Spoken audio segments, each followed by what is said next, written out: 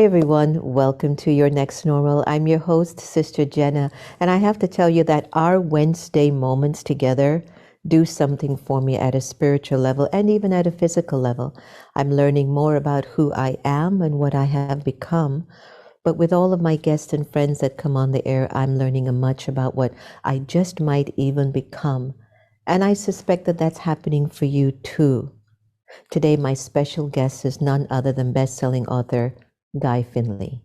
Let me tell you a little bit about Guy. Best-selling author and teacher, he has said that everyone on earth has the possibility to take the hero's journey, not as an abstract concept, but as the core purpose and driving force in every human being's life. The hero's journey is our birthright and the greatest, most fulfilling adventure we will ever know.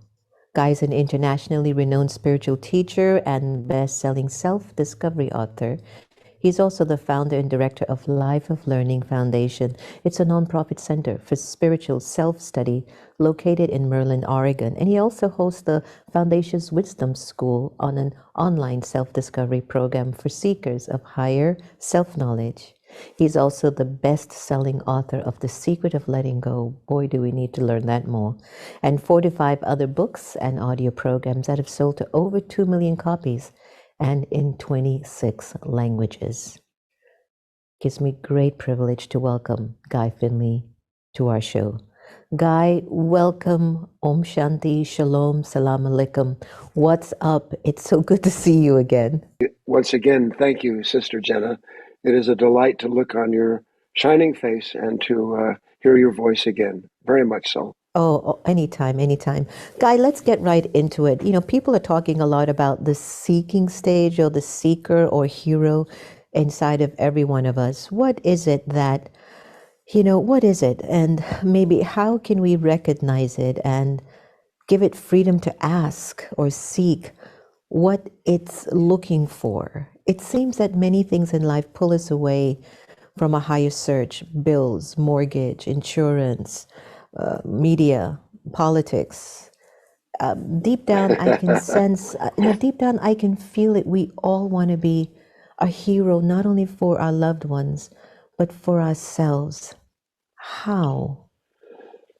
I think the question is best answered with starting where we need to start. Why would I even have a thought that there is something I am intended to do in this world as a human being unless all the things that I've already done as a human being have proven, at least in my eyes, to what I call a divine dissatisfaction?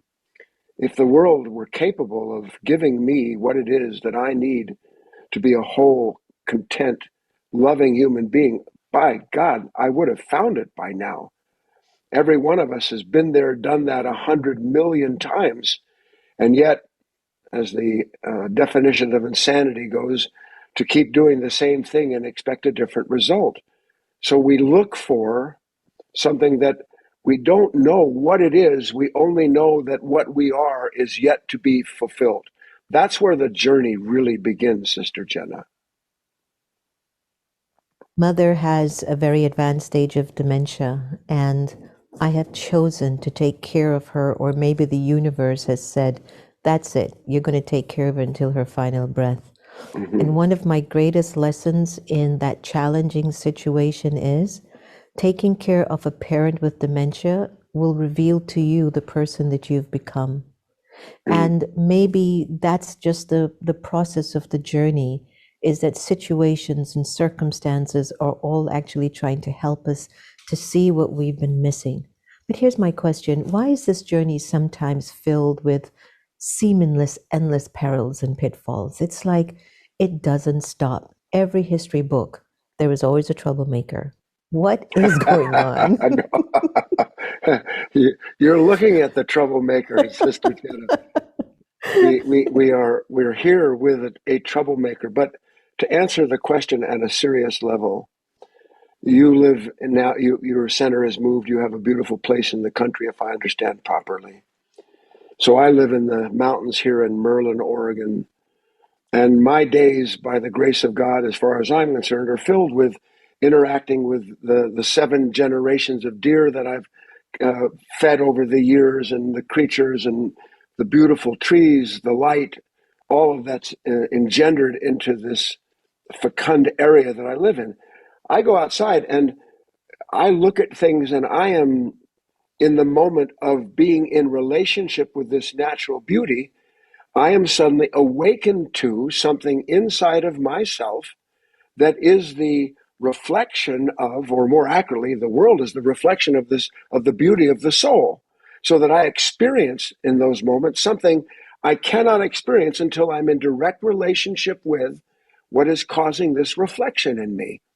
I look at a night sky, the planets are aligned right now, and you see these things, and you feel awe, you feel a sense of grandeur.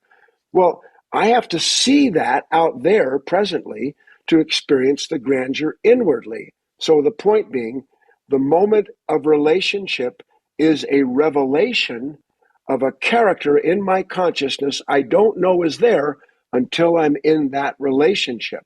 Now, to answer your question, I love those moments, but suddenly when I'm sitting with my mother or my brother or my students or at the tax man or the insurance guy, and the revelation of the moment isn't something that I want to see at all.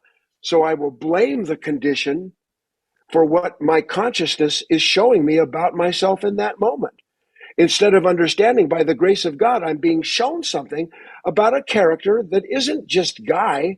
It's in all of this consciousness and intended to be transcended, beginning with the revelation, if I'll accept it. Then we can be doing some real inner work where I realize in many ways I've become one order of human being, but there's so much I still don't know about what needs to be changed in me. And here's the extension of the prodigal son. So I've come from that energy of divinity and power. Now, I should not forget that. I shouldn't forget the characteristics and the power that I God am willing. sent down here on earth to play out.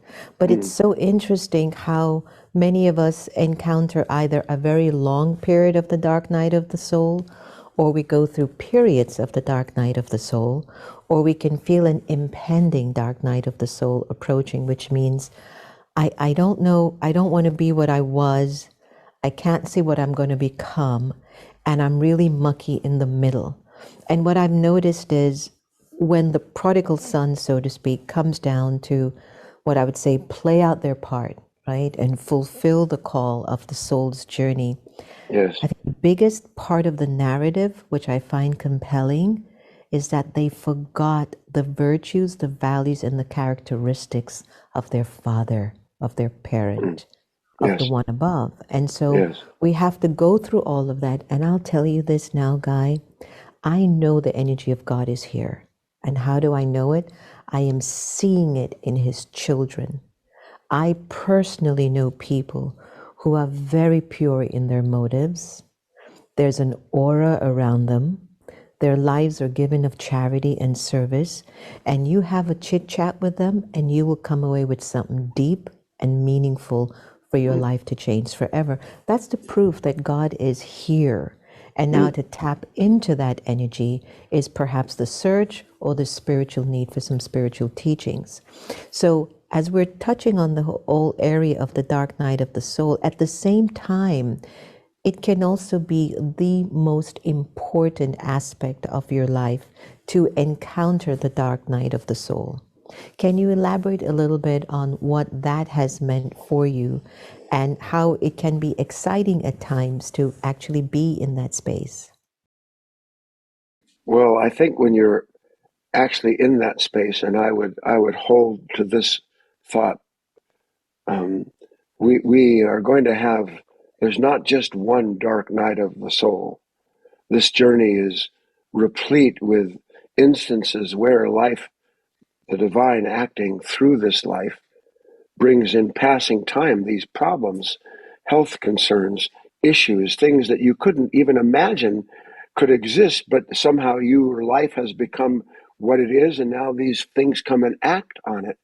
One of the most important things I think in the whole world is to recognize that when suddenly it feels like, oh my God, uh, it isn't really so much a question of what am I going to do about this or that anymore.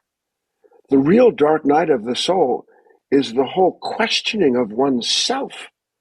That I don't know who I am right now, because all that supported my identity has been stripped away. And it could be something so small, Sister Jenna, but I'm sure you understand. Suddenly, there seems to be no path forward, no one to take a step in control or command, no ability to remember the nobility that one has had an experience of before. All of it is just washed away, and you're left there quite naked, spiritually speaking. You have been disrobed, and your shoes have been taken off, and you've got nothing. That moment is the most precious moment on the planet, but not in the moment where I'm actually going through it. Why? Because our mind, the one that is identified with wanting to keep things in place, hold things the way they are, including the images that I have of myself as being a child of God, in those moments, I meet those kind of unwanted situations trying to change them, control them, or find something in myself that I can get through it to another day.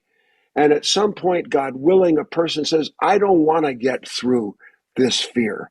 I don't want to get through this loneliness. I'm sick and tired of getting through to where Guy is going to be comfortable again. I want conversion, not control. I want to go through what I'm being asked to go through, so that I say, not my will, but thy will.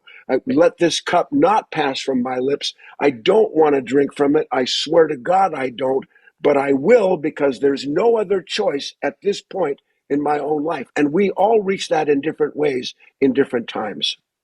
Yeah. You know, it's interesting how some of us are curious and, I would say, blessed to love learning, Mm. to love learning life and newness. And some of us are literally cursed, where we're like, I don't want to learn anything else. I'm okay where I'm at. And I've observed that even for myself, to see, Jen, are you in a place where you're not able to learn anymore?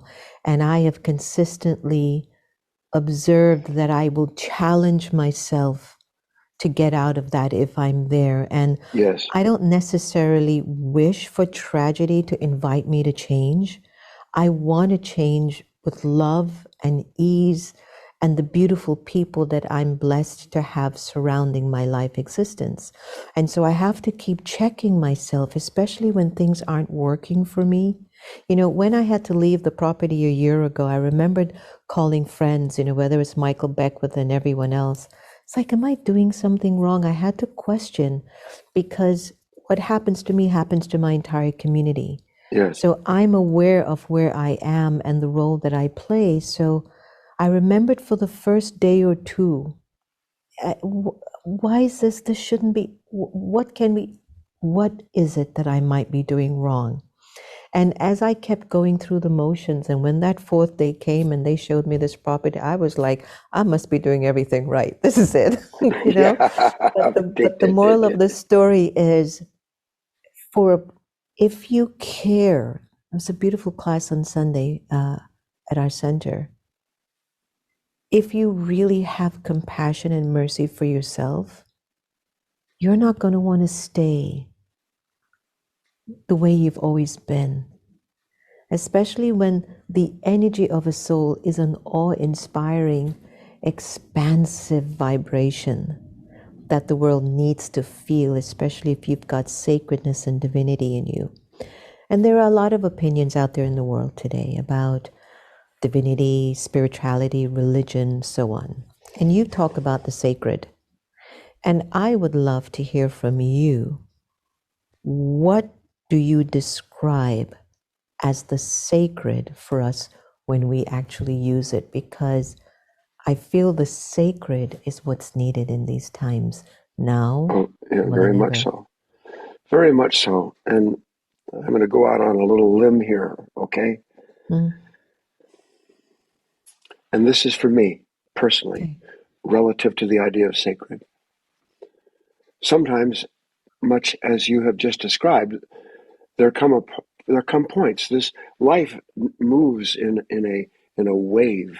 What we call high and low and high and low, good and bad, light and dark. And for me, what I have come to see and ultimately do my very best to live is that I did not create this thirst in me for God. I did not create this longing to be in relationship with something that could be the fulfillment of something I didn't even know needed to be fulfilled. I didn't produce any of that. Over the many years now, I've understood that what love begins, love will finish the way it wants to finish it. And I don't need to be worried. Yes, I have, as I know you do, I have students, volunteers, I have employees, I have a global footprint. And when things don't look right, everything in me is going, now what? How are you going to take care of this? What are you going to do about that? And I know that every spiritual teacher who reaches a certain point in this world is going to go through that. For me, what I've understood now is that I am going to do everything that is in my power, but I'm going to refuse to do what is not. And I cannot change the conditions that come. And I do not want to change the conditions because they're revealing things about me where I believe somehow I'm responsible for all of this. Guy, I have given myself as best I know and continue to do. Because when something comes along and suddenly it feels personal to me, I know that I'm in the wrong place. Honest to God, when it feels personal, I know I'm in the wrong place. Because out of that personal fear is what? Well, I don't want people to see me as not being able to keep this going. After all, I am a man of God. And all of that, I want to throw that out, Sister Jenna. I don't want any of that in me. What I want to do is be the same vessel that whatever it was that came in when I was 5 years old and said what it told me and said, here's the deal, that I didn't understand anything it was talking about. I want only to be as clean and innocent and pure as Guy can be. And he's not clean and pure and innocent. There's all kinds of crud in this consciousness. I didn't create it. It's just there in all of our consciousness. But now we can act as the instrument of this conversion, not trying to change or control, but allowing the moment to bring about the conversion that only love can create in this soul. And the conversion is the process of dying to everything that's not pure, everything that is trying to hold its place and keep things the way it wants it. And I want nothing to do with that. And God willing, I'll continue to throw Guy out of my life until the end, and then I'll keep doing that. If I was in a church, I would have said, Hallelujah, Amen, praise the Lord. Because I was remembering like many years ago, I had that same feeling. I says, Jesus didn't know 2,000 years later there'd be over 1 billion people turning to his message for salvation. Buddha didn't know. Muhammad didn't know. They weren't planning. They didn't have a Facebook. They didn't have a smartphone. They didn't have a Exactly. marketing plan. And so I remembered, Guy, I know where you are, where you tap back into that spiritual innocence, where it was just between, I call God Baba here for me. It makes me feel like a child, where it was just Baba and I was in awe of the experiences that he was reminding me that he made Right. me in. And Yes. organization, foundation, service, changing the world, that was all to keep my energy at least doing good as I was receiving so much power. How can I just sit on this energy and do nothing with it? Sitting on a mountaintop is good, but maybe not for me in this incarnation. So I Yes. get it. When all Yeah. you really want, and everyone, what Guy Finley is saying is nothing short of one of the most powerful mantras and knowledge or insights that you can take away from today.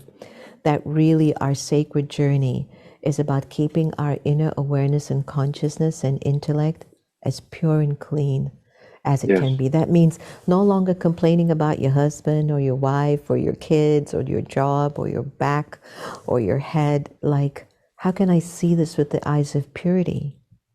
How And can I I think, use, yes, how can I use this moment that my whole life has used me to sow more darkness into this world and convince me that I am, in fact, Mm. limited to this experience? Can I Yes. turn that around, bring the light into that darkness by being present to those parts of this consciousness and allow the light to produce the conversion? Not me trying to change God help me, but rather, can I place myself continually where that consciousness being revealed to me, I Yeah. see beyond the shadow of a doubt, this has to end here. I Yeah. will not Yeah. go on with this. And then miracles happen, because then you understand, you know what? This whole thing, there's an old Native Indian American statement. We are the ones we have been waiting for. I, I, Yeah. I revel in that because, of course, the lesson I didn't want that took 20 years to get through this egotistic, manic man, suddenly I get it. That was always in me, trying to get through to me. And I'm going like Wonder Woman with my, no, no, no, no, no, no, no. Yes, yes, let Yes. me see what I need to see so that I can discover the next level of freedom that waits in me. And Guy, I can't tell you more than anyone else that it is so sweet when you gain those moments of realizations because of your curiosity to be courageous enough to look inside of your world and to learn Mm, more about this energy that is behind your eyes. Folks, mm, Guy mentioned something really powerful. The moment we begin to take things very, very personal, we bring the sum total of all the karmic baggage that soul is carrying in this incarnation mm, from many births of the past. And the moment, and you might not have even heard what he said, but I did. When he said that this is all destined, it's all fixed to be happening with me, in me, through me. So it's like the drama is preordained. So there's mm-hmm, a reason why this consciousness is flowing the way that it is. But if I keep to the purity of my inner world and the purity of my connection, the sacred between I, the soul, and God, then I will be in that space where I'm living my awe, or I'm living my purity, or I'm living the purpose why God sent us down here in the first place. And all the other stuff that's been distracting me, the perils, the tortures, the violence, the this, I'll see that as a part of the drama. mm-hmm. But I'll make that now my side scene, like my commercial break. It's not my movie. That's right. And so And, we're and it, looking, go ahead, go ahead. Guy. No, no. Well, we're on the same wavelength here. So that the very tragedy opens up and reminds me that there is something triumphant waiting to be brought in, and and just as that, so opposite to way our minds work, is that as it seems that I am made less, I am made more. I Yeah, look at this world and I go, what in the heck? And it makes me want to be another kind of human being. So that at least this consciousness, which you said, not just karmic for me through whatever lifetimes there are, but the yeah, whole of human consciousness, it cannot change unless you and I are willing to die to what we are given to see about it. And in the yeah, passage, in the conversion of my consciousness, is the conversion of the whole of human consciousness. This is the story of absolutely. every avatar. Every true master understands I do not live for myself. I live Yeah, that I might be an instrument by which everyone else and everything else can begin to understand what I, for whatever reason, I have no idea I've been given to see. Then life takes on, and we're all meant to be like that. yeah, We're just at yeah, different stages in the journey. That's all, just different stages. yeah, And yeah, no stage of the journey is to be judged. Not one. We, yeah. we have At enough least I can't problems. judge anyone. We can't judge anyone. We No, have to or really look at ourselves. ourselves. Yeah, Yes. yeah. It's interesting because when you look at what we would look at from our perspective with a little bit of ego and attachment in our consciousness, I would say look at the sacrifices, Jesus, Buddha. Even I look at the founder, my great great grandfather of the Brahma Kumaris. You know, the way his download happened with God's entry was profound, especially in those days in Asia. You just don't do that. You just don't do Mm-hmm. that. So that means when the energy of the divine is really speaking through you, how can you get in the way and turn your back on something so sweet? It's like, this is no pun intended to all the vegans, but it's like really having an amazing chocolate double decker cake with all the great ingredients. versus one of those really healthy vegan kings. I know all the vegans are going to come after me after this. Well, they have to come after me too, Sister Jenna, because that was delicious. No pun intended. But this is just how it is. And just as a disclaimer, vegans, I am lactose intolerant, so I might be way ahead of you. So just give me permission to put a little bit of but that. not by choice. So, as we're looking at many spiritual paths, they've varied in expressions. And yet there's something that you have said that you do see a common thread that runs through them all. What is that Yes. thread? That what I am yet to be already lives in me. The seeker, the search, the sacred. They seem to be three separate stages. But the acorn that turns into the oak tree are not three separate stages of seed, sprout, and majestic oak. It is a singularity expressing itself in time. We don't understand what is timeless because most of our minds aren't capable of entering into a stream of understanding that recognizes all that has ever been, already is, and all that ever will be already exists in the seed. The seed contains the whole of the sum of what gave rise to it. That's what we are. And to understand that, I can begin to have a little patience with myself. I can begin to recognize that the moment that I don't want, if I can just learn, like you said, if I can just learn to say, what's going on here that I don't see? What do I need to understand that I don't? In that moment, I open that seed up to some of the light that will come in and germinate the next level of understanding of this consciousness. And each time I successfully do that, this bridge of faith is built so that I'm not afraid of moments I don't want anymore. I understand they are the teacher that has come to awaken the lesson, the seed, that it might become something more evidently the expression of the divine that created it. And then it becomes just a life. You know what the old saying is, I used to chop wood and carry water. And then I woke up a little bit. Well, what do you do now? I chop wood and I carry water. Only now I know I'm chopping wood and carrying water. I'm not just doing it so people think I'm a good wood chopper and water carrier. I'm in a different relationship with life. We actually are created to be in an altogether different relationship with life, with everything that happens, bringing meaning instead of seeing it as something mean, bringing a conversion instead of see it as the source of conflict. So the reversal takes place. What was first becomes last, what was last becomes first. All of these old scriptural ideas come to life because that scripture, the heart of it, has been awakened in us if we're so fortunate and willing to go through what that takes. Yeah, true. Every morning we have a morning text. It's known as the Murli.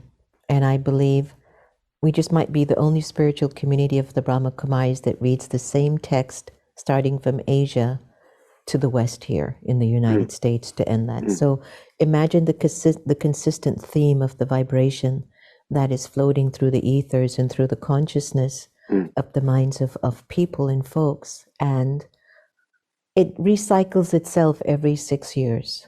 So after 6 years from now, I'll hear the same text and it just recycles. And Guy, when I hear the same text that I heard 6 years ago or 12 years ago or 18 years ago or 20 Yes, something years ago, yes, it's the yes. same text, but Guy, I'm not the same person.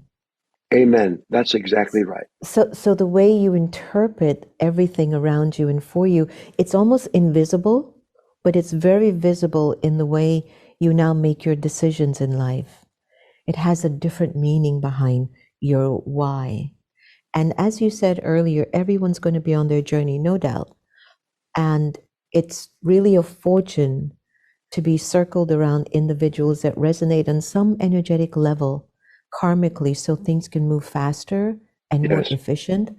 But agreed. sometimes it just doesn't. Sometimes it just doesn't. And you've got opposing views and opposing karmic vibrations in the ethers. Mm-hmm. So it could be your husband, it could be your wife, it could be your child. But there are forces that oppose us on the journey. And why does understanding them give us the power to slay those kind of dragons, as you've said, we all want flow, no? Nobody likes to be stuck. What are your thoughts on that? That's a good one, because, and here we have to speak at two levels at once. We speak first of the ideal. The ideal is that, and the fact is that our true nature opposes nothing. Did you know, Sister Jenna, the original meaning of the words in the Aramaic, resist not evil, that Christ said when he was talking to his disciples, resist not evil? It means do not oppose what opposes you. That's the original meaning of that. Do not oppose what opposes you. Now, why is there such wisdom in that? Because suddenly I understand, if suddenly it seems that something's opposing me, what is it opposing other than my will? That's what feels opposed. What I see, what I call the flow, how I want things to go. I know the better way because I'm this or I'm that.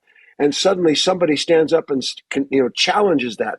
It could be just at work. We're not talking about just a spiritual environment. The guy on the freeway slams up to my back, and I'm already doing faster than I should be doing. I oppose him tooth and nail. But it isn't I who opposes him. It is a little I in guy that believes someone should get the memo I own the freeway, that nobody should mess with me because I'm contemplating higher things while I'm driving and you've just interrupted me. See, that's a dream.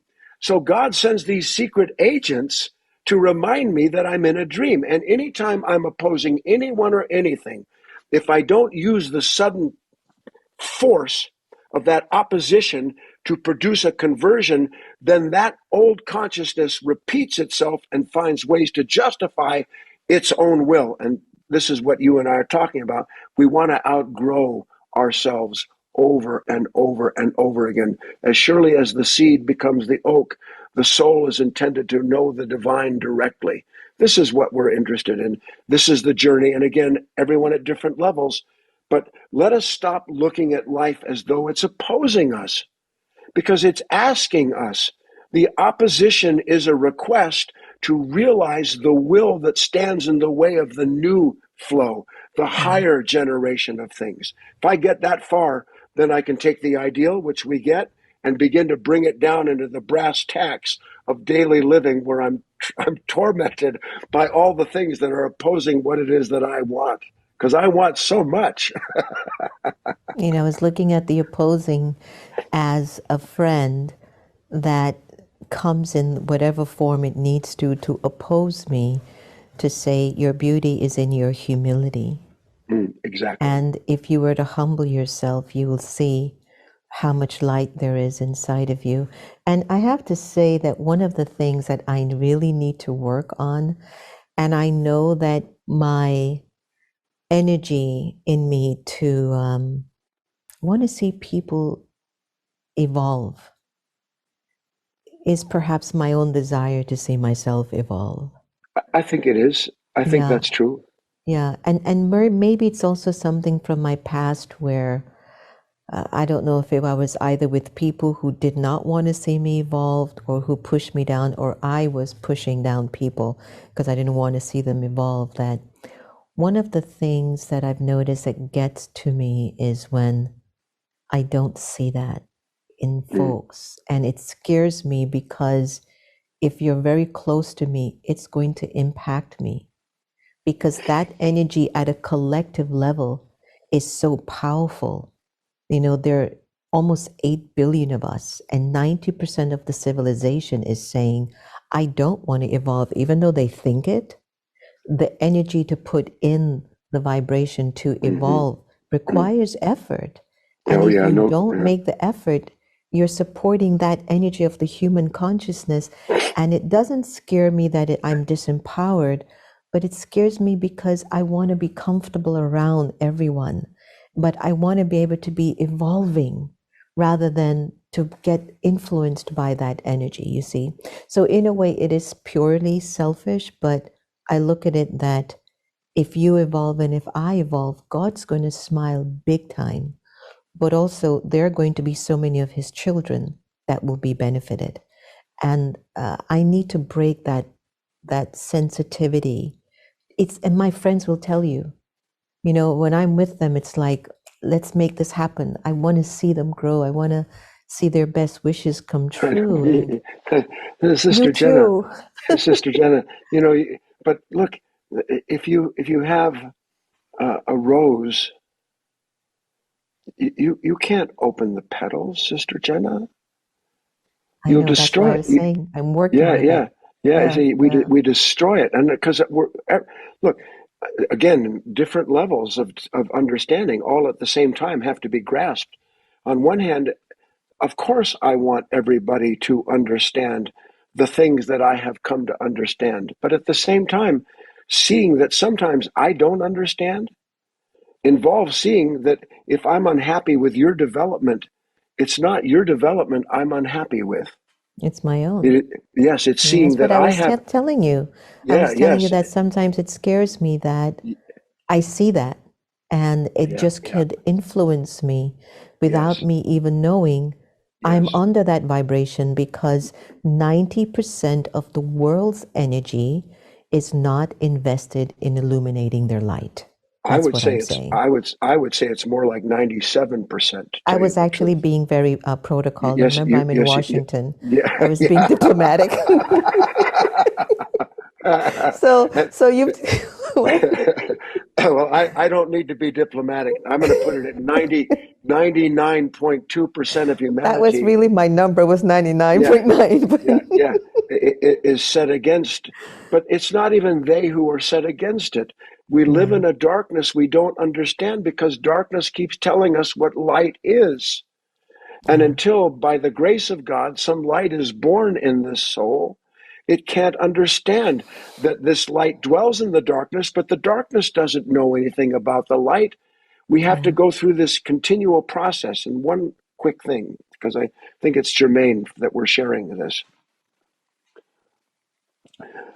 The most beautiful moments in my life, spiritually speaking, have been the ones that have come out of moments where I did not exit the moment feeling that I was more than went into it, but I exited having gone through a humility of realizing that what came into that moment had to go. And understanding that it had to go is difficult. But on the other side is this gratitude that makes me one day realize, let me never refuse a moment where I get negative because I can't escape the consciousness. It's our consciousness. It's yeah, our pain. It cannot be escaped. It is intended to be converted. Who's going to pick up the cross? Who's going to go through that process by which, like in the Dhammapada, here's Krishna talking to Arjuna. Arjuna, I have no interest in this. I don't want to do any of this. Leave me alone. And he said, and he's told, look, you can't be hurt. You have a duty to do. Here's your duty to do it. And yeah, if we accept that, we go into these moments and we find out, you know what, the worst thing that could have happened did, and I'm better off for it because I'm yeah, that less attached, I'm that less dependent, and I've understood the beauty of a humility that I cannot give myself humility, but I can accept the cup and drink from it. And if I do, on the other side of it, I recognize, thank heavens, that I can no longer believe in myself the way I did the moment before. Because what am I fighting with in any given moment? What am I opposing yeah, other yeah, than something that's challenging a belief or an image that I have of myself? yeah. Good riddance. Good riddance. I would Yeah. say Om Shanti with that. I have to tell you, I have been loving our time together, and I actually don't want it to come to an end. I don't either. We'll just look at, let's just say, I'll end it with our conversation about God, which is the dearest energy to our hearts. Yes. And you've said that we have a light within, and we also know that God's light represents unblocked, pure power. When I think of God's light, there are no blockages in the energy of love, peace, purity, truth, and joy, which, when in you, completely flows that divinity, like what the deities had, that it just flowed through everything Yes. they did, the way they spoke, the way they ate, the way they walked. It just flowed. We have a memorial that they did exist, that angels did exist. So it was clear that there was a time when we embodied God's love and light. Yes. When I connect to Baba, I don't have to go through steps. I know I'm God's child. Done. I know that I've made decisions which were preordained. Can't blame myself for anything. Done. But I also know I'm at one of the most profound times in history where God's presence is here now. And I want to reconnect and recharge myself in that vortex of awareness. So I do it in silence. I go inside myself, behind my eyes. I know that there's a soul in the body, and when it no longer wishes to play the part of Jenna, it will hop out and move on to maybe either another body or to God, depending on how much attachment I have or how much work I still have to do. So when I remember God in this capacity that I'm in, it's an awareness. I know He's here. And even right now, I'm feeling that His presence is here. And what He's doing is just feeding peace. I just know it. Like the sun, I know that it gives heat and light. I know that. And just in knowing is sort of my remembrance. So I remember Baba as much as I can during the day. That's how my inner light is expanding as it connects to the supreme light. How do you do it? Tell us.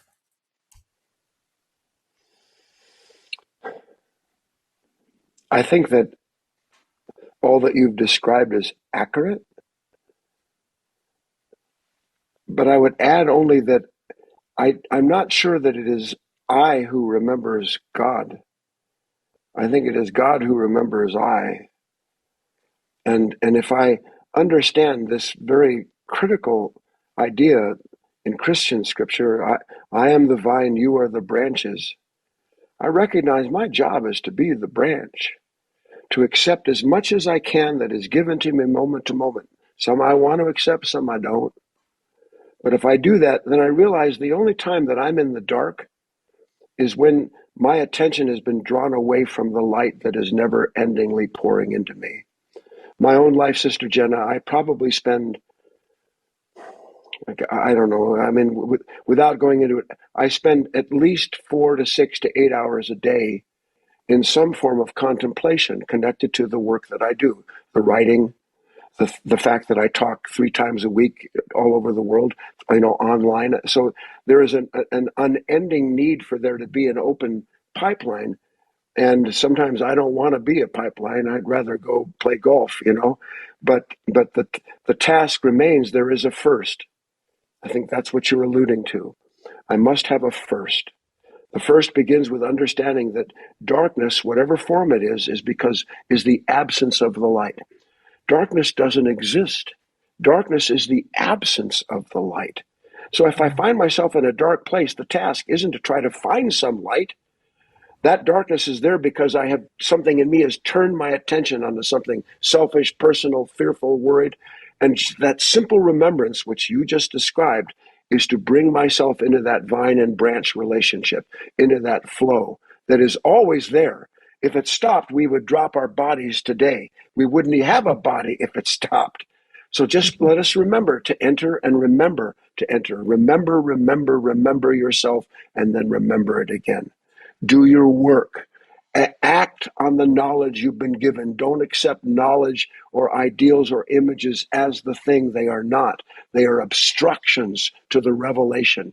Accept all of that, see that, and the rest gets done. Love will take care of it. Give your love as best you have it. You'll get back the best love you can. You get a little more love back, give a little more love back. And then you enter into this movement where your life becomes the representation of all that is real, all that is good, all that is innocent. Beautiful. So what I got from that, if all of it was beautiful, you know, it's true, Guy. Baba is remembering us. Yes? He's constantly there. But because we've been so distracted in our I, me, and mine, the ego, Right. it's just we've been missing the connection. And so, Yes. yes, I can remember the energy as much as I don't know. I can now give my soul permission to feel and receive the energy of God's love that's coming down always for me. So, 24/7 energy of Baba's light is available. Go to Guy Finley, GUYFINLEY, .org/journey. GuyFinley.org/journey. It'll take you right to the page. The talks are going to be online. Of course, you're welcome to come visit. Everybody is welcome. It's so inexpensive. It's frightening. I've always kept everything.